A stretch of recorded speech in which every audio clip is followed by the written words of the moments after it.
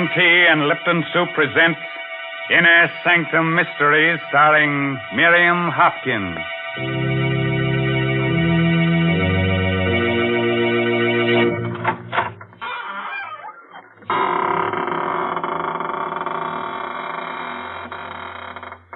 Good evening, friends of the Inner Sanctum.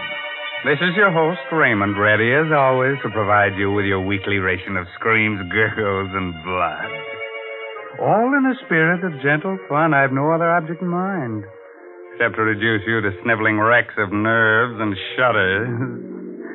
Have you got a white sheet handy? You might wrap it around yourself in case a ghost shows up. You'll think you're in the business and pass right on through you. Now, Mr. Raymond, don't be so silly. You know there are no such things as ghosts. Who said that? Oh, hello, Mary Bennett. So you don't believe in ghosts, huh? And, what's that standing behind you, huh? Oh, you shouldn't have done that, frightening me that way. Shame on you. Oh, I'm sorry, Mary. Can I make amends? Well, you might tell the folks how much you enjoy Lipton tea. Oh, gladly.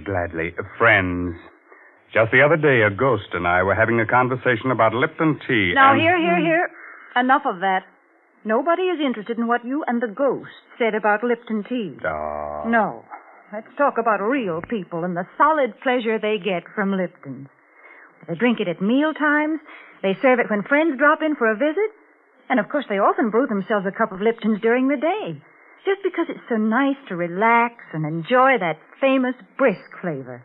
Oh, by the way, that word brisk, B-R-I-S-K, is one that tea experts use.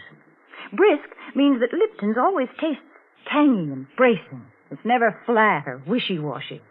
Yes, you just don't know how good tea can be until you know how good Lipton's is. Okay, Mary, suppose you go fry me a cup of tea. But keep the kitchen door open because you're about to hear the story of the Bog Oak Necklace. It's an original radio play by David Driscoll. And our heroine tonight is that beautiful star of stage and screen, Miss Miriam Hopkins, who'll play the role of Emily. Now be calm. There's nobody standing behind you. At least nobody you can see. At the edge of a lake, in a small New England town, two men are busy digging an excavation.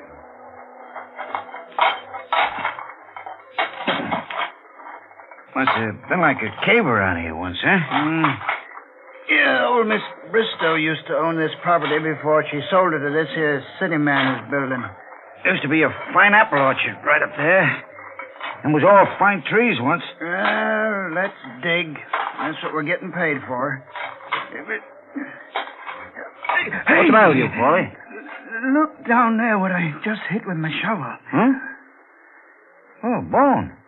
Oh, some cow, I expect. Cow? That ain't no cow bone, Jerry. Hey, Paulie. Huh? Look at this with the bone. Yeah, I see it. And you call that a cow bone now? No, I don't. This here must have been a graveyard once. This here was never no graveyard. The river used to come right up to here almost before the big flood. Before they built the dam. Hey, what are you doing? Get your coat and hat. You bringing that with you? Of course I am. Hat and this. Yeah, but there must be a skull here, too. Of course there must be. But we don't have to look for that, Polly. That ain't our job. Come on.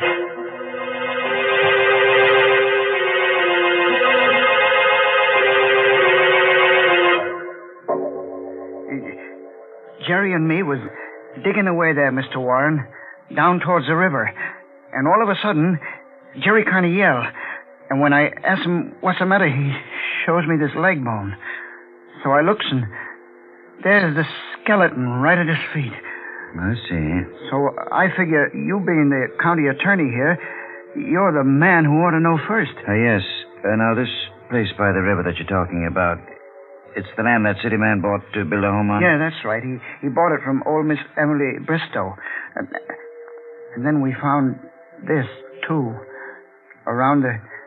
Well, I guess you'd call it the neck. That is, where the neck would be.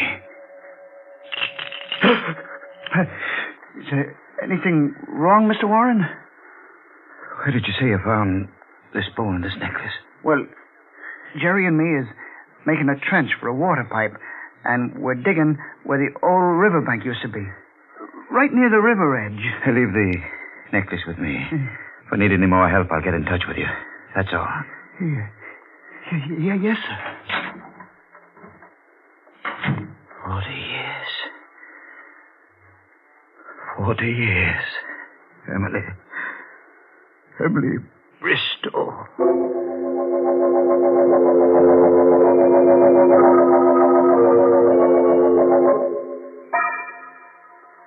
What do you want with me after 40 years, Andrew? Look, Emily. Well, these are old woman's eyes. Look closer. Take that away. Take it away. The bark oak necklace, Emily. Do you remember? Presented to Miss Emily Bristow on her 24th birthday by Andrew Warren. Where did you get it, Andrew? It was found at the river edge on the property you've just sold. Daisy. Daisy. It's come back to us, Emily. After all these years. It's come back to us. The bark oak necklace. The necklace that meant the death of your sister, Daisy.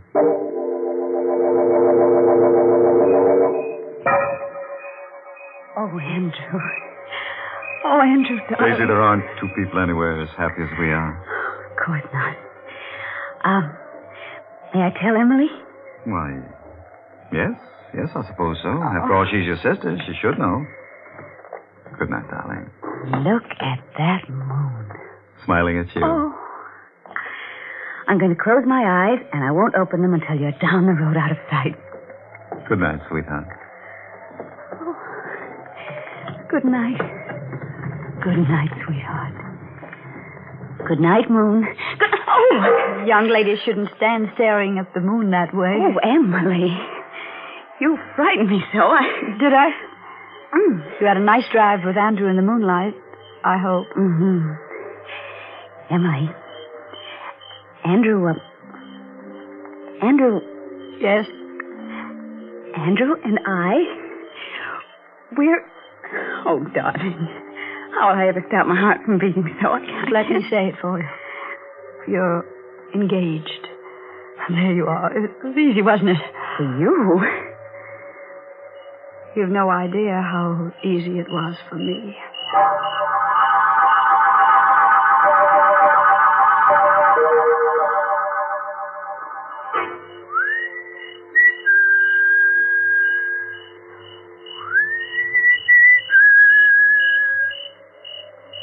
Emily. Right here. Emily. I wanted to see you so badly. She's already told me, Andrew. Emily, I want you to understand about this. I know how this must hurt you. You've got to break it off. You've got to. You can't marry her. Andrew, listen to me. Please. Please marry me. I beg you. Emily, we must be sensible. I beg you. If you love me, Emily, you must let me do what I feel is right. I can't let you marry Daisy. You're mine. I must have you. If not me, Andrew, no one. No one else at all. It's too late now. Forgive me. I'll never forgive you. And I'll never let you go. Emily. Never. Never. Never.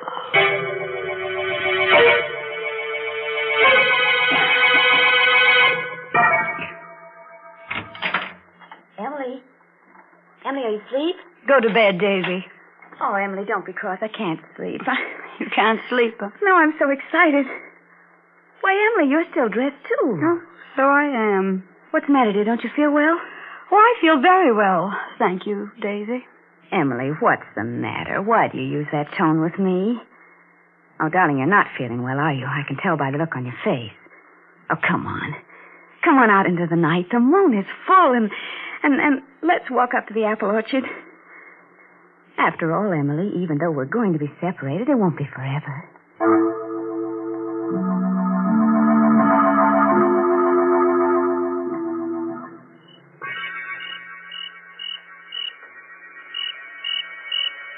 Aren't you afraid to be out here at night? Afraid? Afraid of what? We are at the end of the apple orchard. There's the little patch that goes down the river. I think you'd better go back now. I go back? Well, what'll you do? I'm going to stay here. I wouldn't dream of going back to the house alone. I thought you weren't afraid. All alone? Of course I'd be afraid all alone. Daisy, I don't want you to marry Andrew. Emily? You know what you've just said? Certainly. Why, Oh, Emily, I'm surprised at you. Well, you're jealous. That's right. I want you to write to Andrew and tell him that you've thought it over and that you've decided you don't love him and you're not going to marry him. How dare you speak to me that way? Now get out of my way. I'll never talk to you again as long as I live. Have you thought that you mayn't have very long to live? Emily! Emily, I'll scream. No, you won't scream. You won't scream at all, and do you know why? Down in that little pigeon heart of yours, you're frightened. Frightened? Let go of my arms. You're hurting me. You're out of your mind, Emily. I'll let you go when you promise to write that letter. I promise, Emily. Now let go of me. As soon as we get back. Yes. And don't you dare breathe a word of this to anyone ever as long as you live. I promise. Now, I think we understand who loves Andrew. Yes. I'll let you go. You don't know how close you came. Come back here, Daisy. You'd run away, would you? Emily, I wasn't running away. Please let me go. Oh, what are you doing with that necklace? Emily, no.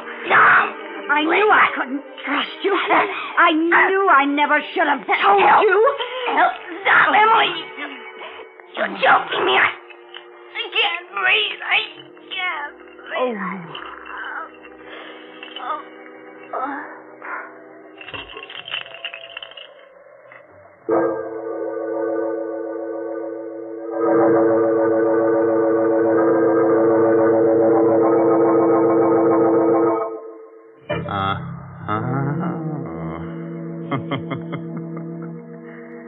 Well, girls will be girls, I suppose.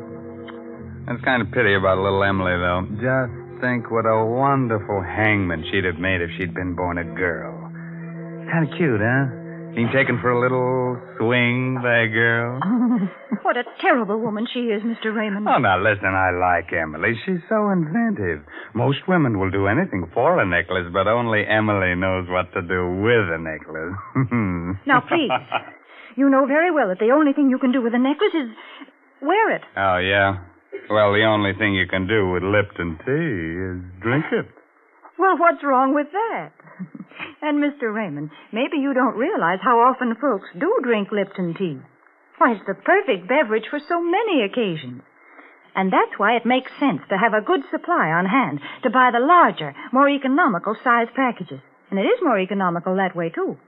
Oh, yes. It's wise to have a large size package of Lipton tea on your shelf because that well-known brisk flavor, that bracing, full-bodied taste, makes Lipton's always welcome.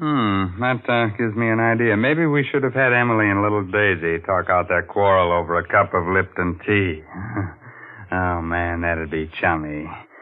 But it's too late now. Daisy is stretched out on the ground with a bog oak necklace twisted tight around her neck. She's not sleeping now. She's just dead to the world. So, let's get back to our star, Miss Miriam Hopkins, who plays the role of Emily. Daisy, get up. Get up this minute and stop teasing me. You're not hurt that bad, and you know you're not. Please get up, Daisy. You're frightening me. Daisy. Daisy, you're acting just as though you were dead. I am dead, Emily. You murdered me. You strangled me with the bog oak necklace. You see, you wouldn't be talking to me if you were dead. You've killed your own sister, Emily, because you were jealous. That voice, that's Daisy's voice. But your lips are not moving. How can you be speaking to me, Daisy, when your lips are not moving? They'll find me here in the orchard with your necklace around my neck. And they'll know you did it. And they'll punish you. You'll never be allowed to marry Andrew. I will marry him. I will. Oh, what am I saying? Who am I talking to? Somebody's speaking to me with Daisy's voice. And all your life I'll be speaking to you. Just like this. Because you murdered me with the bog oak necklace. I must do something. I must get some help. Somewhere I must get some help. She can't be dead. I just pulled the necklace a little bit, not tightly at all. You pulled it very tightly, Emily. Look at my neck and you'll see. You'll see how tightly you twisted the necklace. Stop it. Stop talking to me. I'll never leave you, Emily. Never as long as you live. You are dead, aren't you? I murdered you. Something dreadful will happen to me. I've got to do something. What can I do? The river. I'm near the river. Stones, yes. With twine. Strong twine wound around the stones, and I could tie the stones to her, and I could throw her into the water from the crag on the hill, and the stones would make her sink to the bottom, and then she'd never come back. Never. And who would know? You know, Emily.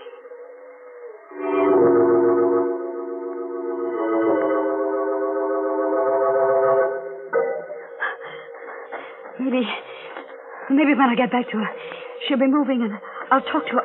No, she is dead. She is... Oh, I'm running in the wrong direction. It was over there that I killed her.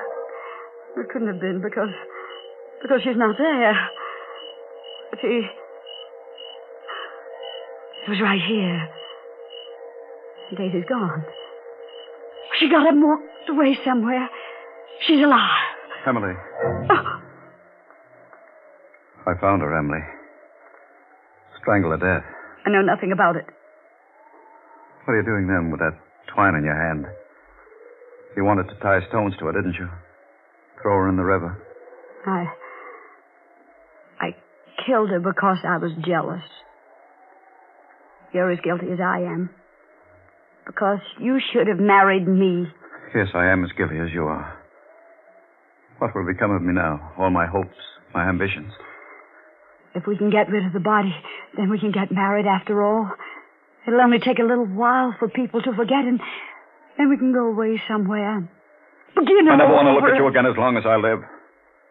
I hate you. I came back here to speak to you again. I wanted to tell you I'd done a wrong thing. That I ought to marry you. I wanted to arrange with you about Daisy.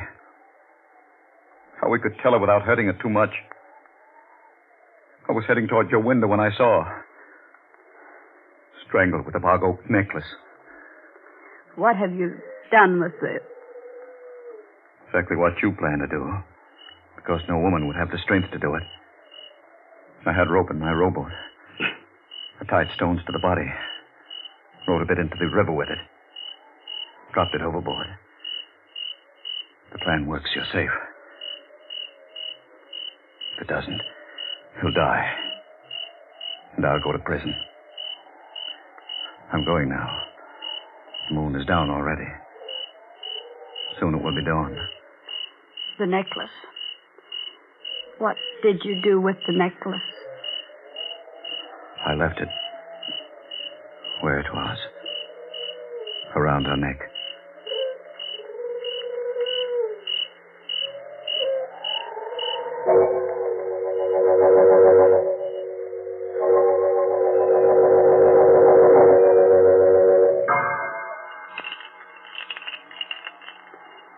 That sound, the sound the necklace makes. I have heard it every night for 40 years. 40 years. Now she's come back to us. To me. Tell me, Andrew, Where was it found? It's been there, at the bottom of the river all this time. Oh. During the flood last year, the skeleton must have been swept into that old sewer. Twine probably rotted away a long time ago. That's the only explanation I can give. Watching. Down there at the bottom of the river, watching. I'm going now, Emily. It's probably the last time we'll ever see each other. I'll leave the necklace with you. It was to you I gave it 40 years ago. Emily. What's that? What? The voice. Her voice. I'm going.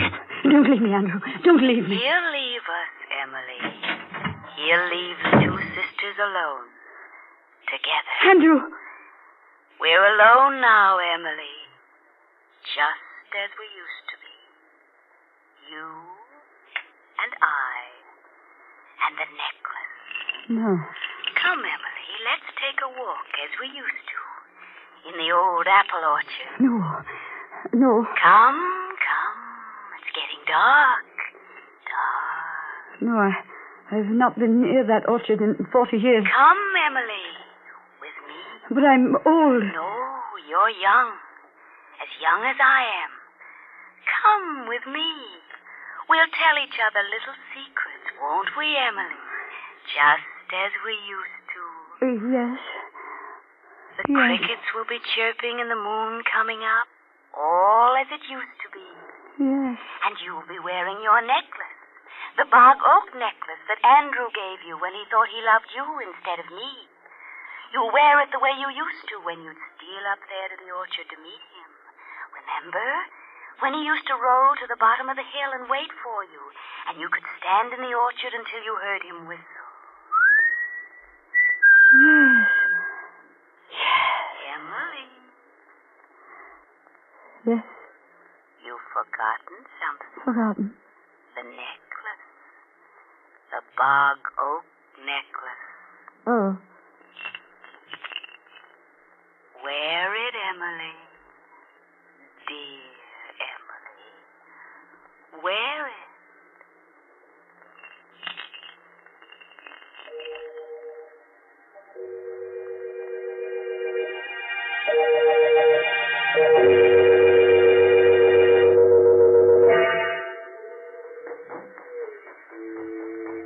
Come, Emily, come. I can't run as fast as I... Come, Emily, Yes, dear. come. He's waiting. Yes. Listen. Oh. Andrew's whistling for you. Answer it, dear. Go on. I can't whistle.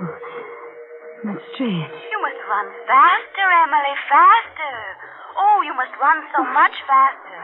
Through the apple trees, bending beneath the branches. He may not wait.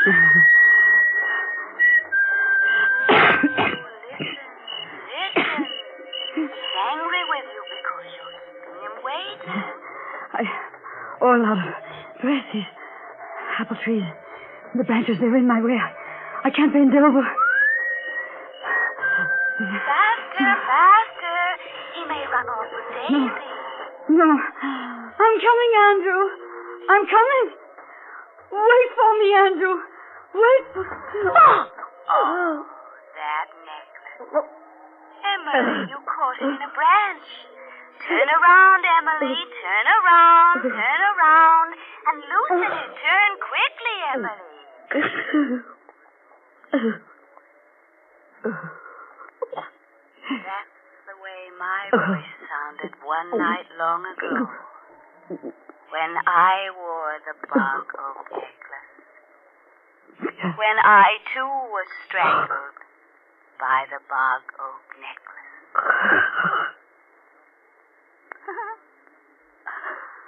Come, sister. Come. It's so cool here in the river.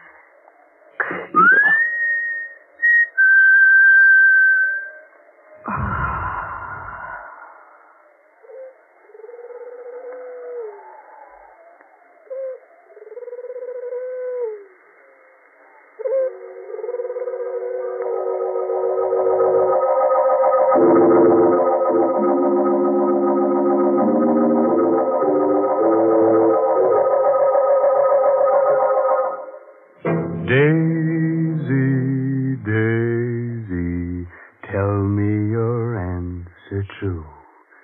Who gets choked first? Me or lovely you? If you'll be the first to strangle, I'd appreciate your angle. And when I learn that it's now my turn, I'll gargle as nice as you. What awful words to sing to such a nice song. Oh, but listen, I sing so well, and I can recite, too. Shall I recite you something suitable? Say a Mother Goose rhyme, huh? Mr. Raymond, you don't know any Mother Goose. Is that so? Well, I know one that you love. Listen. Polly put the kettle on, Polly put the kettle on, Polly put the kettle on, and we'll all have tea. Well, that's fine. Only I hope Polly makes sure that it's Lipton tea. Naturally. But I suppose there's little doubt that she'll use Lipton, because after all, more people drink Lipton tea than any other brand. The reason for that is Lipton's famous brisk flavor. Yes, Lipton tea is never flat or insipid. It always tastes full-bodied and vigorous. And, well, I guess it's all summed up by that word brisk. Yes, folks, brisk is the word that the tea experts use when they talk about Lipton tea. So try it real soon, won't you?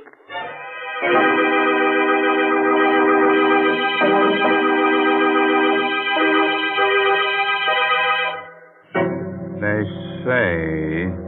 Of course, I just tell you what the gossip is in the morgues I visit. They say that Daisy and Emily can be seen almost any moonlit night. Skull gently touching skull, floating through the old apple orchard as of yore. If you'd like them in your home, you could use their ration coupon. Outside of rattling a bit when the wind blows, they're very nice and companionable, especially on dark nights. And in the summer, you can always use them for scarecrows in your victory garden. By the way, this month's Inner Sanctum mystery novel is The Outsider by A.E. Martin. For now, it's really time to close that there squeaking door until next week at the same time when Lipton Tea and Lipton Soup will once again bring you another Inner Sanctum mystery produced under the direction of Hyman Brown. So until then, good night. Pleasant dreams.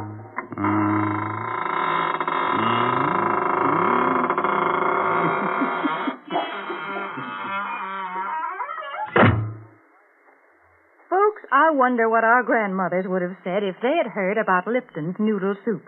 I'll bet they wouldn't have believed it possible that a delicious chicken noodle soup could come ready to make in an envelope.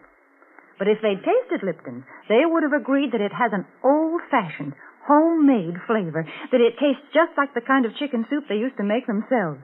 And Lipton is economical, too.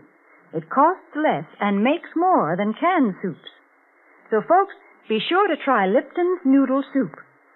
And be sure to tune in next Tuesday night for another Inner Sanctum mystery. This is CBS, the Columbia Broadcasting System.